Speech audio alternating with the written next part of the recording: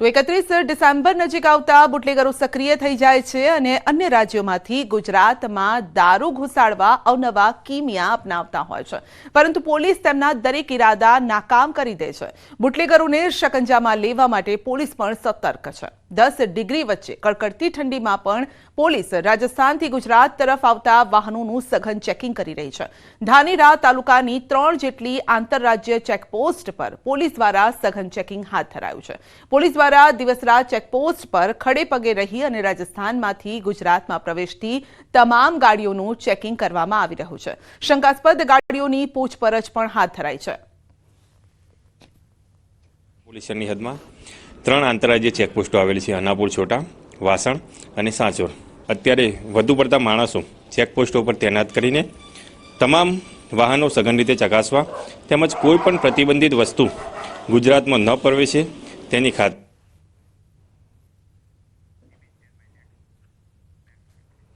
વડોદરામાં તોફાની તત્વોએ તરખાટ મચાવતા કારના કાચ તોડ્યા છે। મારુતિધામ સોસાયટીમાં મોડી રાત્રે બાઇક પર આવેલા 2 અજાણ્યા શખ્સોએ ઘર પાસે પાર્ક કરેલ કારના કાચ તોડી અને તેઓ ફરાર થઈ ગયા। જો કે આ સમગ્ર ઘટના સીસીટીવીમાં કેદ થઈ છે। કારના માલિક જિગ્નેશ પટેલે બાપોદ પોલીસ મથકમાં ફરિયાદ નોંધાવી છે। પોલીસ સીસીટીવીના આધારે હવે તપાસ પણ કરી રહી છે કે આ શખ્સો કોણ હતા। પંચમહાલના કાલોલના વેજલપુરમાં તસ્કરો બાઇક ચોરીને ફરાર થઈ ગયા। જી હા, કાલોલના વેજલપુરની જૈન સોસાયટીમાં લોકો રાત્રે મીઠી જ્યારે નીંદર માણી રહ્યા હતા અને ત્યારે જ તસ્કર ટોળકીએ મોકાનો લાભ લીધો અને સોસાયટીમાંથી 2 બાઇકની ઉઠાંતરી કરી। સોસાયટીમાં ઘર આંગણે લોક કરીને પાર્ક કરેલી બાઇકની ચોરી કરી અને 6 જેટલા શખ્સ ગાયબ થઈ ગયા છે। જો કે બાઇક ચોરીની સમગ્ર ઘટના સીસીટીવીમાં કેદ થઈ છે। વેજલપુર પોલીસે બાઇક ચોરી અંગે તપાસ હાથ ધરી છે। તો તસ્કરો આવે છે, બાઇક ચોરી કરી અને ત્યાંથી ફરાર થઈ જાય છે। ઘર આંગણે જ લોક કરેલી હતી આ બાઇક અને ત્યાંથી જ 6 જેટલા શખ્સ ત્યાં આવે છે અને બાઇક ચોરી અને જતા જોવા મળી રહ્યા છે। સીસીટીવીના આધારે હવે તપાસ હાથ ધરાઈ છે। સુરતના પાંડેસરાથી 2 ચેઇન સ્નેચર ઝડપાયા છે। સુરત ક્રાઇમ બ્રાન્ચે પાંડેસરાના વડોદ ગામેથી ચેઇન સ્નેચરની ધરપકડ કરી છે। આરોપી મોહિત પટેલ અને રાહુલ કુમાર ઉર્ફે રંગાની ધરપકડ કરાઈ છે। આરોપીઓ પાસેથી 12 સોનાની ચેઇન, બાઇક સહિત 12,85,000નો મુદ્દામાલ જપ્ત કરાયો છે। આરોપી મોહિત સામે સુરતના અલગ-અલગ પોલીસ સ્ટેશનમાં 22 જેટલા ગુના પણ નોંધાયેલા છે। આરોપીઓ ચોરીને અંજામ આપવા માટે નંબર પ્લેટ વગરની ગાડીનો ઉપયોગ કરતા હતા। બંને આરોપી સુરતના અલગ-અલગ વિસ્તારમાં ચેઇન સ્નેચિંગ જેવી ઘટનાઓને અંજામ આપતા હતા। સુરત શહેરમાં 12થી વધુ ચેઇન સ્નેચિંગના ગુનાઓમાં સંડોવાયેલું જાણવા મળ્યું। આ બંનેની એમો એવો હતી કે અલગ-અલગ સ્કૂટર, એક્ટિવા, એક્સેસ, કરિશ્મા બાઇક, આ બધા બાઇકો ઉપર પાલ અને અડાજણ વિસ્તારમાં સાંજના ટાઈમે મેક્ઝિમમ લોકો જે ચાલવા વોક કરવા નીકળે છે એમના ગળામાંથી ચેઇન સ્નેચિંગ કરતા હતા અને મોટાભાગે એ પુરુષોને પણ ટાર્ગેટ કરતા હતા। BZ કૌભાંડ કેસમાં એક બાદ એક ખુલાસા થઈ રહ્યા છે અને ત્યારે મુખ્ય આરોપી ભૂપેન્દ્રસિંહ ઝાલાને લઈ વધુ કેટલાક ખુલાસા થયા છે। તપાસ એજન્સીએ કોર્ટ સમક્ષ કરેલ એફિડેવિટમાં ખુલાસો થયો છે અને જેમાં ભૂપેન્દ્ર ઝાલા દ્વારા બ્લેકના નાણાં વ્હાઇટ કરવા અનેક હથકંડા અપનાવવામાં આવતા હતા। ભૂપેન્દ્ર ઝાલા દ્વારા કપાસના ખોટા બિલ બનાવ્યાનું પણ તપાસમાં ખુલ્યું છે। કપાસનું ઉત્પાદન કે વેચાણ ન કર્યું હોવા છતાં ધોરાજીની એક કોટન મિલના પોતાના નામે બિલો બનાવ્યા હોવાની વિગતો ખુલી છે। ભૂપેન્દ્રસિંહ ઝાલા દ્વારા ક્રિપ્ટોકરન્સી એક્સચેન્જમાં પણ કરોડો રૂપિયા રોક્યા હોવાનો તપાસમાં ખુલાસો થયો છે।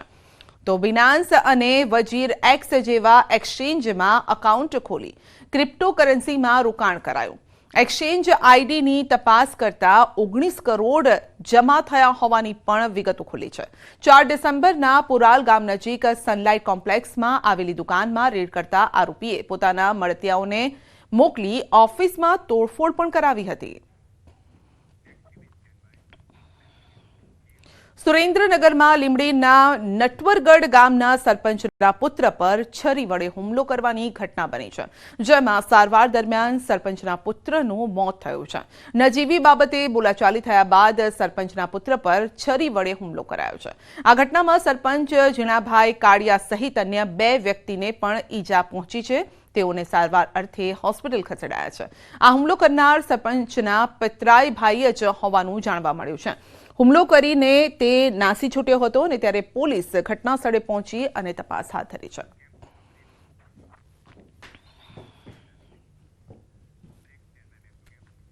બુલેટિનમાં આગળ વધીશું નાનકડા બ્રેક બાદ.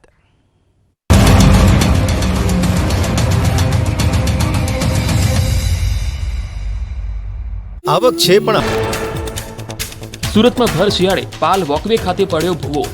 ઘટનાના લાઈવ સીસીટીવી સામે આવ્યા. એક જ જગ્યાએ 7મી વાર ભૂવો પડતા ખળભળાટ. મનપાના રિપેરિંગ કામની પોલ ખુલી.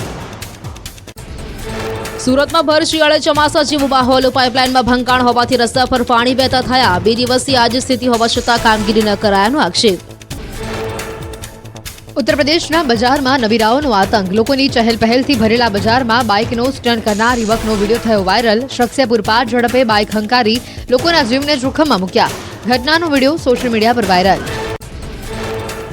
ઉત્તરાખંડના અલ્મોરામાં રફતારનો કહેર. પૂરપાટ ઝડપે આવતી કાર અન્ય કારને અથડાઈ. જોરદાર અથડામણ થતા અન્ય કાર ભમરડાની જેમ ફરી વળી. ઘટનામાં 3 લોકો ઇજાગ્રસ્ત થયા. અકસ્માતના સીસીટીવી વાયરલ થયા. મુંબઈના કુર્લા વેસ્ટમાં થયેલા બસ અકસ્માત બાદ બસની અંદરના સીસીટીવી સામે આવ્યા. અકસ્માત બાદ ડ્રાઈવર બસની બારીમાંથી કૂદતો દેખાયો. અકસ્માતમાં 7 લોકોના થયા હતા મોત. 49 લોકો થયા હતા ઇજાગ્રસ્ત. ચાલતી ટ્રેનમાંથી ઉતરવાની ભૂલ ક્યારે ન કરતા. ઉત્તર પ્રદેશના બરેલીમાં ચાલુ ટ્રેનમાંથી ઉતરવા જતા યુવક ટ્રેન નીચે આવતા બચી ગયો. મુસાફરોએ યુવકને ખેંચીને જીવ બચાવ્યો. ઘટનાના ચોંકાવનારા સીસીટીવી વાયરલ થયા. વડોદરા મનપાએ વરસાદી કાંસને ગટરમાં ફેરવી દીધી. રૂપારેલ કાંસમાં સુએઝનું પાણી ટ્રીટ કર્યા વગર જ ઠલવાયું. વરસાદી પાણીના નિકાલ માટેના કાંસમાં પાલિકાની કરતૂતના ચોંકાવનારા વિડીયો સામે આવ્યા. વડોદરામાં 3 પોલીસ સ્ટેશન બહાર વાહનોનો જમાવડો. ડિટેન કરેલા વાહનો બની રહ્યા છે અડચણરૂપ. સયાજીગંજ, ફતેગંજ અને છાણી પોલીસ સ્ટેશન બહાર વાહનોનો જમાવડો. ડિટેન કરેલા વાહનોનો નિકાલ કરવા ગૃહ વિભાગનો આદેશ.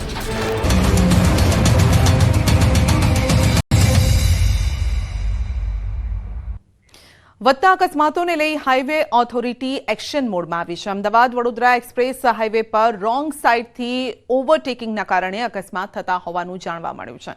વાહન ચાલકો ઇમરજન્સી લેનમાંથી ઓવરટેકિંગ કરતા અકસ્માતની ઘટનાઓ બને છે. વર્ષ 2024માં ખેડા જિલ્લાની હદ વિસ્તારમાં અકસ્માતની 13 ઘટનામાં 19 લોકોના મોત થયા હતા અને આવો જ અકસ્માત 17 એપ્રિલ 2024 થયો અને જેમાં અર્ટિગા કાર ઇમરજન્સી લેનમાંથી ઓવરટેક કરવા જતા આગળ ઊભી રહેલી ટ્રકમાં અથડાઈ હતી અને જેથી ઇમરજન્સી લેનમાં ઓવરટેકિંગ વખતે વાહનની સ્પીડમાં ઘટાડો થાય તે માટે હાઈવે ઓથોરિટી દ્વારા અમદાવાદ વડોદરા એક્સપ્રેસ હાઈવે પર ઇમરજન્સી